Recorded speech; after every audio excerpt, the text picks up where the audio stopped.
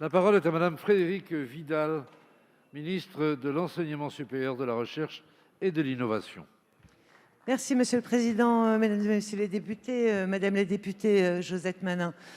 Bien sûr que nous avons travaillé à ramener la sérénité à l'Université des Antilles. Et d'ailleurs, je pense que vous vous serez rendu compte que dans la loi pour la programmation de la recherche qui a été votée à la fin de l'année dernière, eh bien justement, nous avons travaillé sur ces questions de gouvernance et que dans le cadre de la préparation de la nouvelle présidence de l'Université des Antilles, eh bien, nous avons fait en sorte, grâce à cette loi qui a été votée ici très largement, eh bien, d'avoir un président et deux vice-présidents qui soient élus ensemble, de manière justement à ramener la sérénité entre les deux pôles, à faire ensemble que ce que voulait la loi de 2015, à savoir qu'il puisse y avoir une coopération, un travail conjoint, une pédagogie commune au service des Antilles, au service de la Guadeloupe et de la Martinique, eh bien, puisse devenir une réalité. Mais évidemment, nous n'avons pas fait que ça.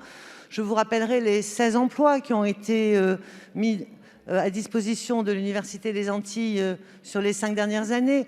Plus de 3 millions d'euros de budget qui ont été donnés justement à l'Université des Antilles, puisqu'un des problèmes était aussi la répartition des crédits entre les deux pôles universitaires. Et puis, vous l'avez mentionné, cette mission de l'inspection générale, une nouvelle mission d'ailleurs est programmée pour la question des études de santé. Et puis évidemment, le gouvernement travaille de façon à ce que cette gouvernance puisse être renforcée, puisse évoluer au bénéfice des étudiants de l'Université des Antilles, puisque sur place, et vous l'avez vous-même constaté, personne ne souhaite que cette université soit démembrée et soit coupée en deux. Donc, croyez-moi, le gouvernement travaille à faire en sorte que les recommandations que vous avez émises dans votre rapport avec Madame Danielle Hérin, eh bien, puissent devenir des réalités.